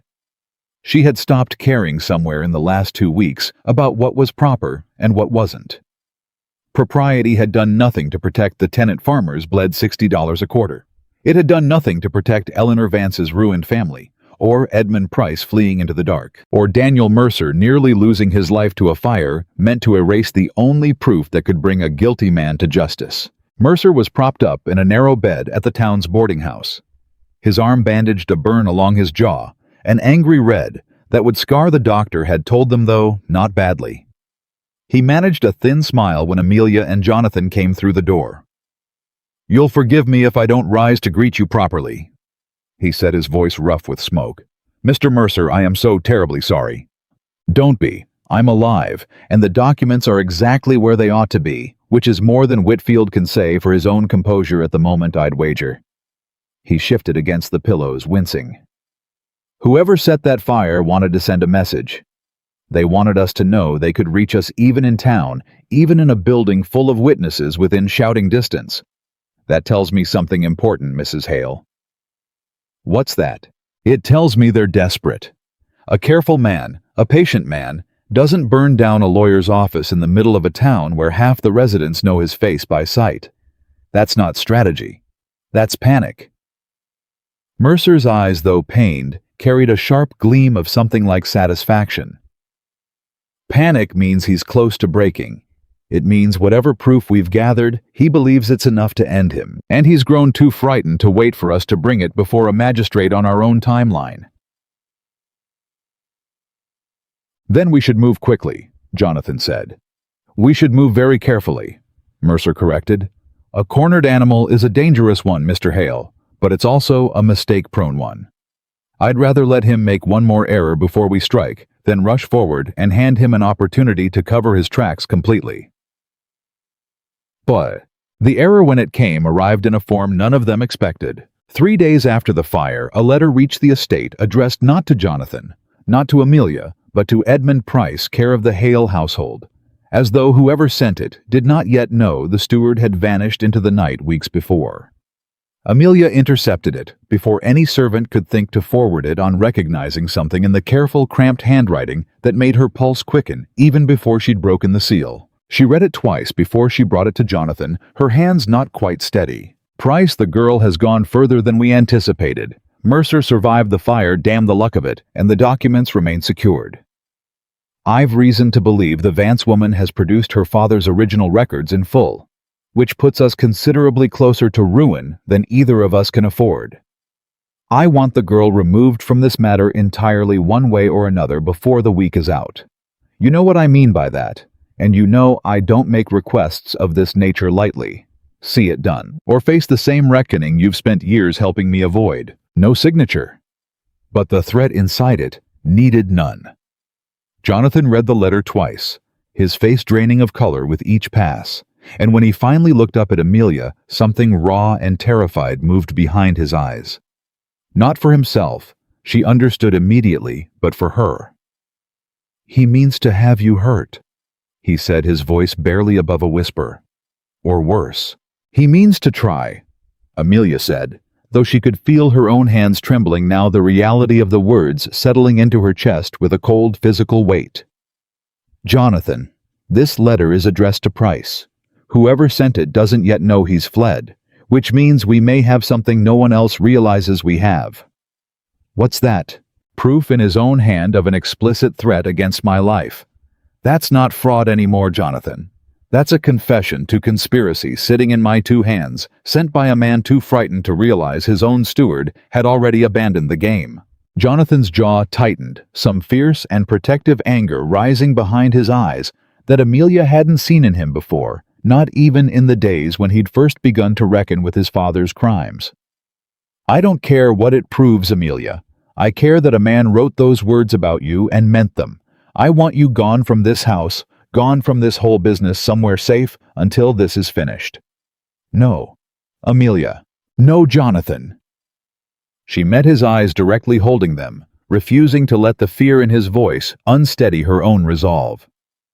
I did not spend the last 2 weeks unraveling this family's lies, just to disappear the moment the danger became real. I have come too far. We have come too far. If I run now, we hand him exactly what he wants, a frightened woman who can be made to vanish quietly the way Price vanished, the way this whole household has been trained for years to make its inconvenient truths disappear. And if he succeeds, if something happens to you because I let you stay, then it will be my choice that led me there, not yours. I am not a piece of this house's furniture, Jonathan, to be moved wherever seems safest for someone else's peace of mind. I have chosen to fight this. I intend to keep choosing it. Jonathan stared at her for a long moment, something warring behind his expression. Fear, frustration, and beneath both of those, something that looked unmistakably now like love, struggling to surface through the wreckage of everything that had come before it. "You are the most stubborn woman I have ever known," he said finally quietly. "I've been told that a great deal these past 2 weeks. I mean it as the highest compliment I know how to give." Something in his voice, low and unguarded, made her breath catch, and for a moment, the letter. The fire, the danger circling them both seemed to recede just slightly, replaced by the sudden startling awareness of how close he was standing. How his eyes had softened in a way she hadn't seen since the morning of their wedding, before everything had gone cold between them. But the moment passed as quickly as it came, swallowed by the urgency of what still needed doing. "We bring this letter to Mercer," Amelia said, stepping back, steadying herself. "Immediately. If it's the proof he's been waiting for, we may finally have enough to move against Whitfield directly, rather than simply defending ourselves against whatever he throws at us next." Mercer, still bandaged, still moving with the careful stiffness of a man recovering from burns, read the letter with an expression that shifted from grim satisfaction to something almost fierce. "This is it," he said. "This is the thread that unravels the whole cloth. You're certain. A letter explicitly ordering harm against you. Mrs. Hale connected directly to a conspiracy to conceal fraud. This isn't circumstantial anymore. Combined with Eleanor Vance's father's records, combined with the falsified manifests, combined with the tenant ledgers showing systematic theft to fund the whole scheme's silence." Mercer shook his head, something like disbelief in his voice. "I've built cases with far less than this, and seen men hang for it." "Hang!" Jonathan repeated the word, landing heavy in the room. "Conspiracy to commit fraud on this scale combined with a documented threat against a person's life. Yes, Mr. Hale, it could come to that for Whitfield, if not for your father's memory, which the law can no longer touch, regardless of what he did. But we need to move quickly and carefully both. If Whitfield learns this letter's fallen into our hands, rather than Price's, he'll know exactly how much danger he's standing in, and a man who's already burned a lawyer's office to protect himself may do something far more drastic once he understands the noose has actually tightened." "Then what do we do?" Amelia asked. Mercer was quiet for a moment, his sharp eyes moving between them, calculating. "We go to the magistrate. Today, if possible. We lay out everything, the ledgers, the manifest, Eleanor Vance's testimony, this letter, and we do it swiftly enough that Whitfield has no time to prepare a defense or to attempt anything further against either of you before the law has him properly in hand. And if the magistrate doesn't act quickly enough, then we've done everything within our power, and the rest falls to the law itself." Mercer's expression hardened. "But I don't intend to let that happen, Mrs. Hale. I've watched too many good men lose everything to villains who moved faster than the courts were willing to. I don't mean to let that be the ending of this particular story." The magistrate, a heavy-set man named Judge Aldous Reed, listened to the full account with the particular stillness of a man who had heard a great many stories in his years on the bench and had learned to separate the credible from the desperate. When Mercer finished laying out the evidence, ledger's manifest testimony, the letter itself spread flat upon his desk. Reed sat back in his chair and was silent for a long moment. "This is a serious accusation you're bringing before me," he said finally. "Against a man of Silas Whitfield's standing." "It's a serious crime he's committed, Your Honor," Mercer said evenly. "Standing doesn't erase that." "No?" Reed agreed slowly. "It doesn't. But it does mean I'll need more than a lawyer's word and a stack of papers to move against him swiftly. I'll want the Vance woman's testimony given directly under oath, and I'll want this letter examined by someone who can speak to the handwriting's origin with certainty." "Both can be arranged, Your Honor," Amelia said. "Miss Vance has already indicated her willingness to testify formally should it come to that." Reed's eyes moved to her, something assessing in his gaze. "You're the new Mrs. Hale, I take it. The one who's been doing most of this digging if the accounts I've heard around town carry any truth." "I am." "Bold thing for a bride not 3 weeks married." "Bold or simply unwilling to live in a house built on stolen money and buried lies, Your Honor. I confess I don't much care which word you choose for it." Something flickered across Reed's broad face, surprise perhaps, or grudging respect. "No," he said after a moment. "I don't suppose you do." He gathered the papers before him, tapping them into a neat stack. "Very well. I'll issue a summons for Whitfield to appear and answer these charges. It won't happen today, and I'll caution you both that a man with his resources may attempt to delay or evade it. But it will happen, and it will happen with the full weight of this court behind it." "Thank you, Your Honor." "Don't thank me yet, Mrs. Hale. Thank me when the man's actually standing before this bench answering for what he's done." The summons went out that same afternoon, carried by the sheriff's own deputy to Whitfield's estate 2 counties over, and for 2 days afterward, the Hale household held its breath in a silence that felt less like peace and more like the particular quiet that settles before a storm finally breaks.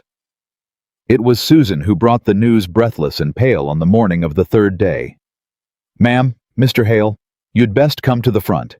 Amelia's stomach dropped before she'd even reached the hall. Some instinct warning her that whatever waited there was not the resolution she'd been hoping for. She found Jonathan already at the door, his face carved from stone, staring out at a rider who sat astride a lathered horse, dust-covered and grim. "I've come from the sheriff's office," the rider said before either of them could ask. "Thought you'd want to hear it from someone who saw it firsthand, rather than through town gossip by nightfall." "Hear what?"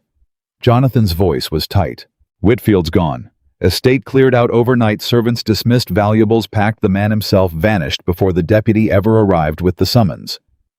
Neighbors say a ship left the port at first light this morning bound south. No manifest filed, no destination declared. Sheriff believes he's fled the country entirely, rather than face what's waiting for him here." The words landed like a physical blow. Amelia felt the ground shift beneath her every hour of digging, every risk taken, every threat weathered suddenly, at risk of amounting to nothing more than watching a guilty man sail away into a horizon no court could follow him past. "He's escaped," she said hollow. "Looks that way, ma'am." Jonathan's hands had curled into fists at his sides, his jaw working with barely contained fury. "After everything. After the fire, after the letter, after threatening my wife's life, he simply sails away and leaves the whole wreckage behind for someone else to clean up." "There's more, sir," the rider said, hesitant, now glancing between them, as though uncertain how the next piece of news would land. Edmund Price was seen boarding the same vessel. Sheriff's man recognized him from the description you'd circulated. "Seems your steward didn't run from this house alone in spirit, even if he ran alone in body all those weeks back. Whitfield must have kept him close, since once he fled, waiting for the right moment to disappear together." Amelia absorbed this feeling. Something complicated moved through her, not quite relief that Price had at least revealed himself connected to the larger conspiracy, rather than acting purely alone, but something heavier, a grim confirmation of just how deep and how coordinated the rot in this house's history had truly run. "Then it's over," Jonathan said, bitter. "They've simply vanished and we're left holding proof of a crime with no one left standing to answer for it." "Not entirely over," Amelia said slowly, her mind already working past the shock toward what remained to be salvaged. Whitfield may have escaped justice, but his flight is itself a confession, Jonathan. An innocent man doesn't abandon his entire estate and flee the country in the dead of night, rather than answer a magistrate's summons. That flight on its own will stand as evidence enough for the court to formally establish what happened here. The fraud the falsified manifests. Your father's role in it, all of it laid bare and confirmed, even without Whitfield himself standing in the dock to answer for it. That's cold comfort for the Vance family, and for every tenant bled $60 a quarter these past 18 months. It's not the comfort I wanted either, Amelia admitted. But it's not nothing. The tenant funds can be traced and returned now that the mechanism behind the theft is fully exposed. Eleanor's family's ruin can be formally acknowledged by the court, even if the man responsible has fled beyond its reach. And your father's name. She paused, choosing her words carefully, watching Jonathan's face for the pain she knew was coming. Your father's name will bear the full weight of what he did, publicly, undeniably. There will be no more hiding it beneath quiet quarterly payments and a household too frightened to speak. Jonathan was quiet for a long moment, staring out toward the horizon, where somewhere beyond sight, a ship carried away the two men most directly responsible for years of buried theft and threatened violence. When he finally spoke, his voice had steadied though something raw still moved beneath it. Then let it bear that weight, he said. I'd rather my father's name carry the truth of what he did than continue sheltering beneath a lie built to protect it. If that's the only justice left available to us, I'll take it, and I'll make certain every tenant this family wronged is made whole, whatever it costs. The days that followed brought a strange, uneasy settling to the estate. Not peace exactly, but the particular quiet that comes after a long fever finally breaks, leaving behind exhaustion and the slow work of healing, rather than the sharp fear of active crisis. Mercer formally presented the case before Judge Reed, and within a fortnight, the court issued its finding. Silas Whitfield and Edmund Price, both fled from justice, were declared guilty in absentia of fraud and conspiracy, their remaining assets in the country seized to help repay the families they'd wronged.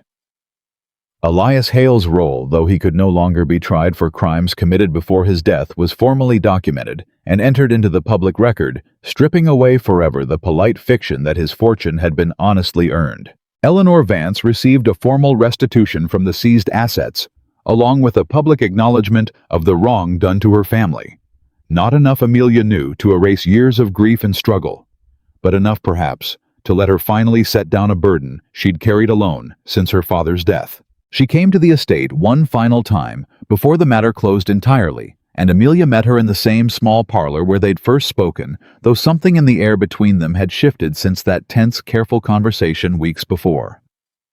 I wanted to thank you, Eleanor said, before I leave this county for good. You needn't thank me, Miss Vance. You gave us the truth we needed. Without your father's records, none of this would have come to light. Perhaps not. But you're the one who kept pulling the thread even after Price fled, even after Mercer's office burned, even after that letter threatened your life directly. I don't know many women who would have kept going once the danger turned real, rather than merely whispered. Eleanor's expression softened, something almost warm breaking through her careful composure, for the first time since Amelia had met her. I confess, when I first heard Jonathan had married, I expected very little from his bride. I'm glad to have been wrong. What will you do now? Start somewhere new, somewhere my name isn't tangled up with old scandal and older grief. Eleanor rose, extending a gloved hand, which Amelia took warmly. Take care of him, Mrs. Hale. Whatever else has passed between the three of us, I do still care what becomes of him. He deserves better than the shadow his father left behind. I intend to, Amelia said, and found somewhat to her own surprise that she meant it entirely. Jonathan found her in the long gallery again that evening, standing before his father's portrait one final time, though the painting itself seemed different to her now. Not the unreadable, hard-eyed patriarch she'd first studied on her second sleepless night in this house, but simply a man flawed and cruel, and now fully exposed, whose sins would no longer be permitted to poison the family he'd left behind. I've been thinking of having it taken down, Jonathan said, coming to stand beside her.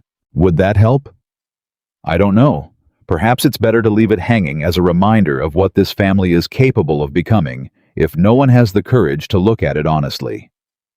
He was quiet for a moment, his eyes moving over his father's painted face.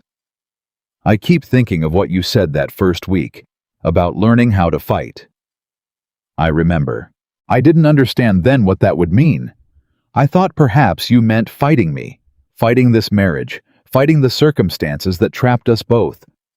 I didn't realize you meant fighting for something larger than either of us, for the tenants, for Eleanor's family, for the truth itself, regardless of what it cost you personally. He turned to face her fully, something unguarded and vulnerable moving behind his eyes. I don't think I deserved a wife who would fight that hard, Amelia. Not after how I treated you that first morning. You're right, Amelia said, though gently. You didn't deserve it. Not then. Something flickered across his face, hurt quickly masked, though not quickly enough that she didn't see it. But people aren't always measured by what they deserve at their worst moment, she continued. They're measured by what they choose to become afterward. You could have hidden behind your father's lies, Jonathan. You could have let Price and Whitfield vanish into the night with the whole truth buried alongside them, and no one beyond this house would ever have known the difference. Instead, you chose to face it. All of it. However much it cost your family's name, however much grief it dredged up about your father's memory. I had help facing it, he said quietly. I don't think I would have found the courage alone. Perhaps not, but you found it nonetheless. Amelia held his gaze, feeling something settle between them that had not existed on their wedding day. Something built, not from arrangement or obligation, but from weeks of shared danger and shared resolve. That's not nothing, Jonathan.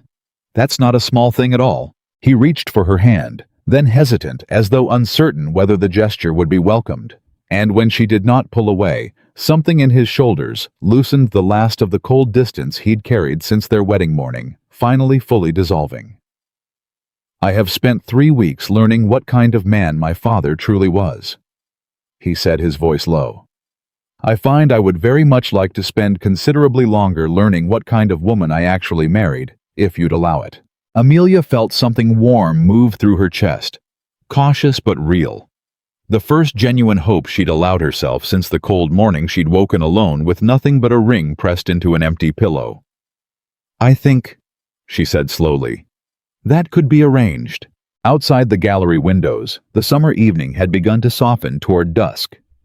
The harsh light of the day's revelations giving way to something gentler, and for the first time since she'd arrived at this house as a stranger in a marriage built on convenience, Amelia allowed herself to imagine what might come next. Not survival any longer, not merely enduring a life she hadn't chosen, but something closer to a future she might actually choose to build. Standing beside a man who had finally proven himself worth the fight. The restitution work began within days, and it consumed nearly every waking hour. Amelia had, though she found she did not mind the weight of it the way she might once have expected to. There was a particular satisfaction in watching a wrong get righted line by line, farm by farm, in a way there had never been in simply uncovering the wrong to begin with.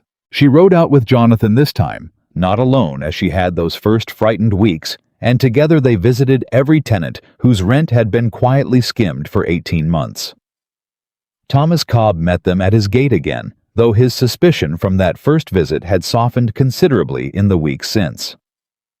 Mrs. Hale, he said, then glanced at Jonathan adjusting his hat. Mr. Hale, we've come to make things right, Mr. Cobb, Jonathan said before Amelia could speak. 18 months of shortfall, $60 a quarter returned in full, along with a formal accounting of every payment going forward witnessed and receipted, so nothing of this nature can ever happen again on this land while I hold it. Cobb's eyes moved between them, something wary still lingering beneath the surface. That's a fair sum you're speaking of, sir. It's a fair sum you were owed, Jonathan said. I won't pretend my father's sins are easily undone, but I can at least see that what was stolen gets returned to the men and women it was stolen from. Cobb was quiet for a long moment, and then slowly he extended his hand. "Then I reckon that's a start worth shaking on."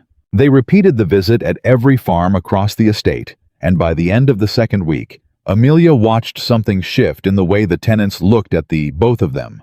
No longer the wary suspicion of people who had learned not to trust the big house, but something closer to cautious respect.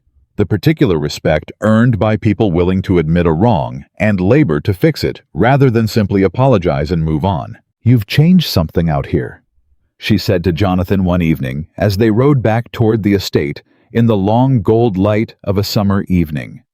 "Something beyond the money." "I hope so," he said. "I spent my whole life assuming this land ran itself honestly because no one ever told me otherwise. I don't intend to make that mistake again." It was nearly a month after Whitfield's flight when the letter arrived from the port authorities, and Amelia felt her stomach drop the moment she recognized the official seal pressed into the wax. She read it standing in the front hall, Jonathan beside her. Both of them silent as the words settled into place. The ship Whitfield and Price had boarded had gone down in a storm 3 weeks prior, somewhere off the southern coast, all hands lost. There would be no trial, no public reckoning, no chance for either man to stand before Judge Reed and answer in his own voice for what he'd done. Amelia folded the letter slowly, feeling something complicated move through her chest. Not grief, not precisely, but a strange, unsettled emptiness, where the anticipation of justice had lived for weeks. "They're dead," she said quietly. "Both of them." Jonathan's face had gone pale, though his voice, when it came, was steady. "Then the sea did what the courts never got the chance to. Does that satisfy you?" He considered the question with more care than she expected. "No," he admitted. "I wanted them to answer for it, publicly. I wanted Eleanor to watch her father's name cleared in a courtroom with Whitfield forced to sit and hear every word of what he'd done laid bare before witnesses. This," he gestured at the letter in her hand, "this feels like they escaped even that. Perhaps," Amelia said slowly, "or perhaps some debts collect themselves in their own time, in their own way, regardless of what courts and magistrates manage to arrange." They sent word to Eleanor immediately, and her reply, when it came a few days later, carried a quiet grace that surprised Amelia. "I confess I expected to feel triumph at this news, and instead I feel only a strange, hollow sort of peace. Perhaps that is its own kind of justice, not the satisfaction of watching a guilty man answer publicly, but simply the quiet knowledge that he can never harm another family the way he harmed mine. I find to my own surprise that I am content to let it rest there. Thank you both for everything you risked to bring the truth into the light, even if the men responsible never stood to answer for it in the way I once dreamed they would." Amelia read the letter twice, then set it aside, feeling something settle in her own chest as well, not the triumphant closure she might once have expected, but something quieter, more honest. The truth had been told. The tenants had been repaid. Eleanor's family name had been publicly restored. That would have to be enough, because it was in the end all that remained possible to give. The estate itself, freed from the weight of its buried secrets, seemed to breathe differently in the weeks that followed. Mrs. Collins moved through the halls with none of her old careful blankness humming sometimes as she worked, and Susan had taken to lingering near Amelia's chamber each morning, not out of nervous duty, but out of something that had grown unmistakably into genuine affection. Amelia found herself for the first time since her wedding day actually looking forward to the days ahead, rather than simply enduring them. And Jonathan? Jonathan had changed in ways that went beyond the restitution work, beyond the careful unraveling of his father's crimes. He sought her out now in the evenings, not from obligation, but from something that looked more each day like genuine want. They took supper together at the same table, where she'd once sat alone before an empty chair, and the silence between them had transformed from the cold, wary quiet of strangers into something warmer, something that left room for easy conversation, and increasingly for laughter. "You're smiling," she said to him one evening, watching him across the table with something like wonder. "I don't believe I've seen you smile since before our wedding." "I don't believe I've had much reason to since before our wedding," he said. That seems to be changing. Because of the restitution work, the tenant's Eleanor's restored name, partly. His eyes held hers steady and unguarded in a way they had never been in those first cold weeks. Mostly because of you, if I'm honest, which I find myself wanting to be more and more the longer I know you. Something warm bloomed in her chest at the words cautious but undeniable. That's a considerable admission, Mr. Hale. I find I have a great many admissions I've been meaning to make. The fire at the river docks came without warning on an afternoon that had begun like any other, the kind of ordinary summer day that gave no hint of the danger it would come to hold. Amelia was in the study going over the final accounting of the tenant restitutions with Mercer, who had recovered well enough from his injuries to resume his work, when the alarm bell began ringing from the direction of the river, 3 sharp peals that every soul on the estate had learned since childhood to recognize as trouble. "That's the dock bell," Mercer said, already rising. Amelia was moving before he'd finished the sentence, her heart already hammering with a dread she couldn't yet name.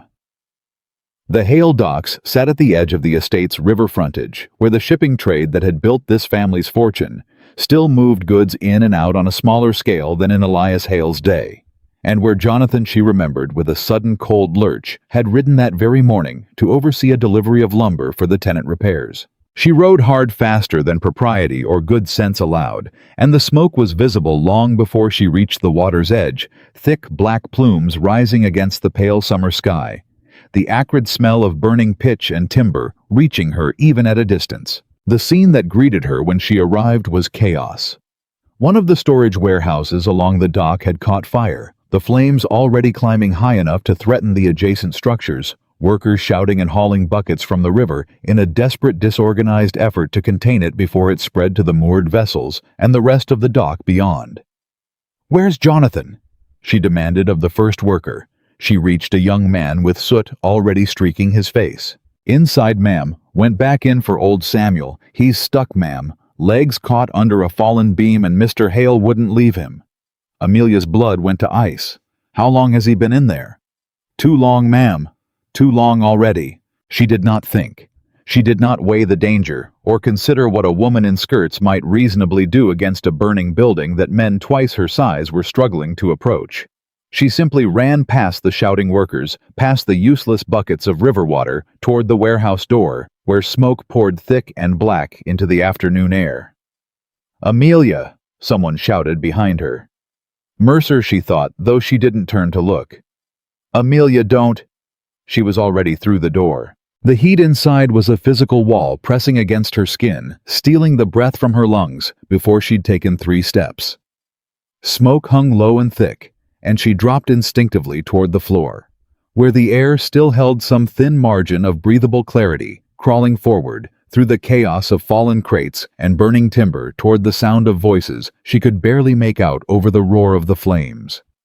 "Jonathan! Amelia, get out!" His voice, hoarse with smoke, came from somewhere ahead and to the left. "Get out of here now." "Not without you."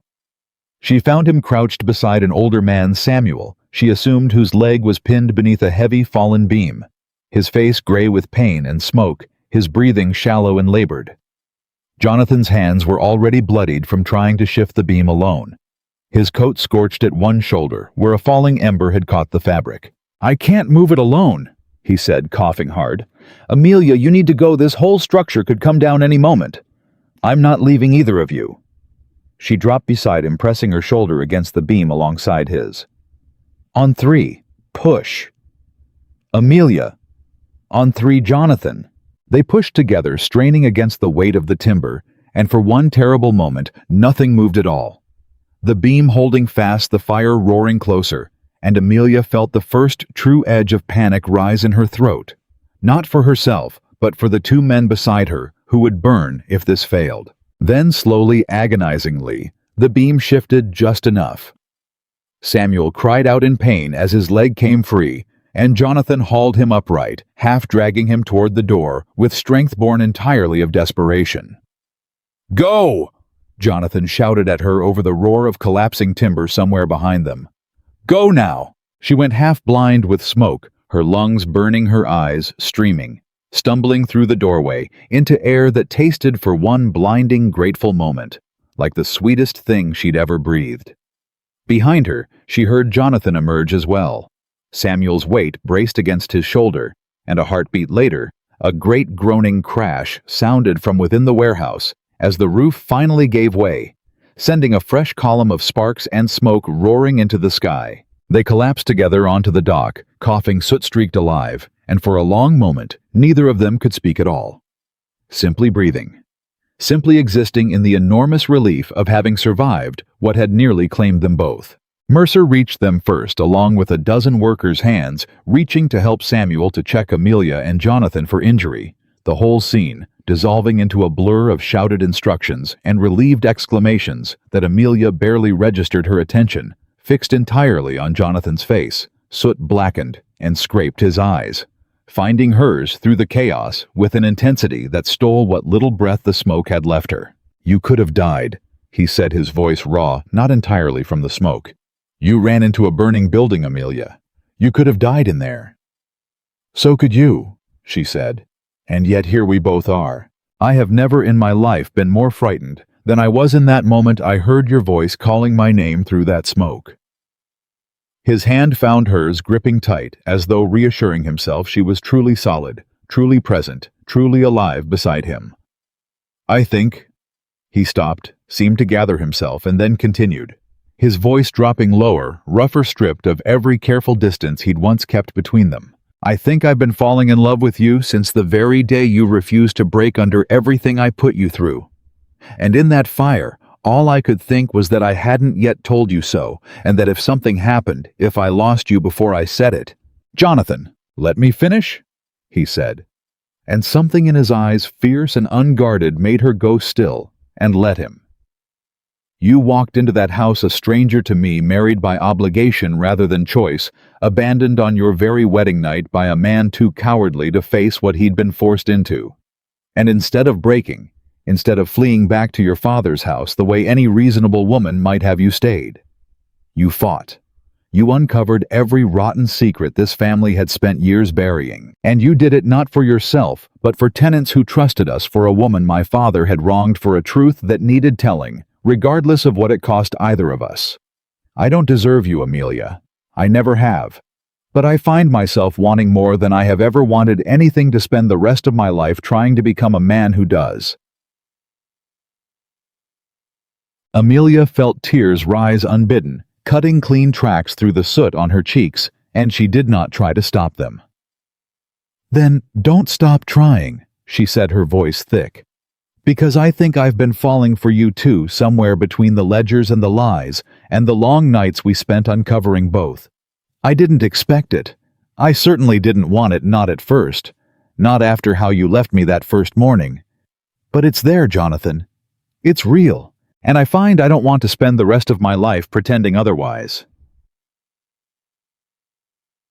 He pulled her close then, careless of the soot and smoke still clinging to them both, and kissed her there on the ruined dock, in full view of workers and Mercer and old Samuel being tended nearby. A kiss that carried none of the cold distance of their wedding day, and all of the hard-won warmth of 3 weeks spent fighting side by side against a truth that had nearly destroyed them both. The weeks that followed brought a different kind of settling to the estate. Not the uneasy quiet of buried secrets slowly surfacing, but the genuine peace of a household finally free to simply exist without the weight of hidden lies pressing down on every corner of it. Samuel recovered fully from his injuries and made a point every time Amelia passed near the docks of tipping his hat with a gratitude that never seemed to fade. The tenant restitutions were completed in full by summer's end, every farm repaid, every ledger corrected, every promise of honest dealing going forward committed to paper and witnessed by Mercer himself. Eleanor Vance wrote once more from a town 3 counties distant to say she had begun a small dressmaking establishment there, and that for the first time since her father's ruin, she felt something like hope for the life stretching out ahead of her. Mrs. Collins had taken in the evenings to sitting with Amelia in the small parlor, no longer as housekeeper and mistress, but as something closer to friends, sharing stories of the estate's earlier, gentler days, before Elias Hale's greed had poisoned its foundations. I never thought I'd see this house feel like this again," Mrs. Collins admitted one evening, watching the last light of day fade through the parlor window. "Not since the old master's father was alive, and even that's a stretch of memory further back than most folks care to reach." "What was it like then?" Amelia asked. "Honest," Mrs. Collins said simply. "Which is more than this house has been in a long while until you came along and refused to let it stay otherwise." Amelia found herself in quieter moments, walking the long gallery again, past the portrait of Elias Hale, which Jonathan had in the end decided to leave hanging not as tribute, but as reminder, exactly as he'd said that evening weeks before. She no longer felt the cold unease she'd once felt standing before it. She felt instead a kind of grim satisfaction, the particular satisfaction of a woman who had faced down everything that portrait subject had built to keep his sins buried, and had won. It was on a warm evening in late summer, the kind that carried the first faint suggestion of autumn beneath its lingering heat, that Jonathan found her in the garden behind the main house, cutting late roses for the supper table, her hands stained faintly green from the stems. "I have something to ask you," he said, and something in his voice, careful, deliberate, carrying a weight beyond his usual easy warmth, made her set down her shears and give him her full attention. "You look nervous," she said. "I don't believe I've seen that from you before, not even standing in a burning warehouse." "I find this considerably more frightening than the fire, if I'm honest." "Then ask and put yourself out of your misery." He took her hand, his own trembling slightly, and for a moment simply looked at her, something soft and certain moving behind his eyes. "We were married once already. Amelia, under circumstances neither of us chose for reasons that had nothing to do with love and everything to do with obligation and fear. I left you alone that first night with nothing but a cold ring and a colder letter, and I have spent every day since trying to become worthy of the wife who refused to let that be the end of our story." He drew a slow breath. "I want to ask you properly this time, not because my father demanded it, not because either of our families required it, but because I love you entirely and without reservation, and I cannot imagine building the rest of my life beside anyone else. Will you marry me again, Amelia? Properly this time, for love and for nothing else." Amelia felt her breath catch the roses forgotten in her lap, tears rising again for the second time in as many months, though these carried none of the smoke and fear of the dock fire, only pure, unguarded joy. "Only if this time," she said, her voice thick with emotion, "it's not survival." "It isn't," Jonathan said, drawing her close, his forehead resting against hers. "This time, Amelia, it's love. Only love. Nothing else has ever mattered less to me, and nothing has ever mattered more." They married again 3 weeks later in a small ceremony held in the same estate that had once witnessed their first cold, obligated vows.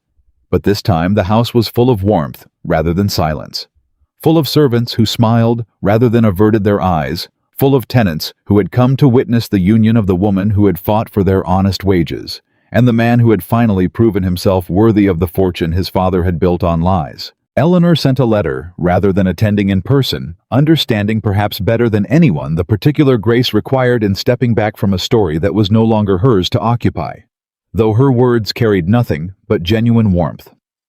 "I wish you both every happiness the world has to offer. You have earned it each in your own way, through more courage than most people manage in a lifetime." Mercer stood as witness, his burns fully healed, now his sharp eyes carrying something suspiciously close to sentiment as he watched the ceremony unfold. Mrs. Collins wept openly unashamed, and Susan clutched a bouquet of the same late roses Amelia had been cutting the evening Jonathan proposed. When the minister finally pronounced them husband and wife for the second time, Jonathan did not look away, did not carry the flat, unreadable distance he'd worn at their first wedding. He looked at her fully, entirely, his eyes bright with an emotion he no longer bothered to hide. And when he kissed her before the gathered crowd, it was nothing like the brief, dutiful gesture of their first ceremony.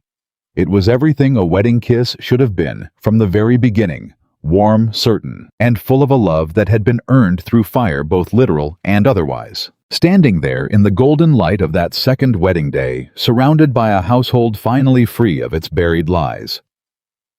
Amelia thought back to the cold morning she had woken alone, a ring pressed into an empty pillow. 4 cruel words, the only trace of a husband who had vanished before dawn. She thought of the woman she had been that morning, frightened, humiliated, utterly alone in a house that did not want her. And she thought of the woman she had become, since unbroken, unbowed, and finally, completely loved. She had promised herself that first terrible morning that she would learn how to fight. She had never imagined that the fight would lead her here to a husband who had proven himself worthy through truth rather than title, to a household restored to honesty rather than buried in shame, to a love built not on convenience or obligation, but on the hard, unyielding foundation of 2 people who had faced the worst their circumstances could offer and chosen again and again to stand together rather than apart. The house that had once held nothing but cold silence now held laughter and warmth, and the particular peace that comes only after truth has finally been allowed to do its work.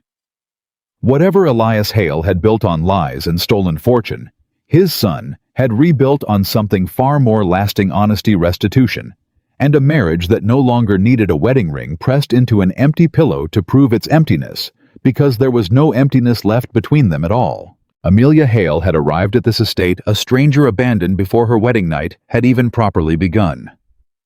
She left that morning of humiliation behind, forever replaced by a woman who had uncovered a family's darkest secrets, brought a corrupt system crashing down, restored justice to those who had been wronged, and won, in the end, not merely a husband's love, but his complete and unwavering respect. She was no longer the bride left alone with a cold ring on an empty pillow. She was the woman who had refused to break, who had turned betrayal into justice and silence into truth, and who now stood at last beside a man who loved her exactly as fiercely as she had fought for the truth that finally completely set them both free.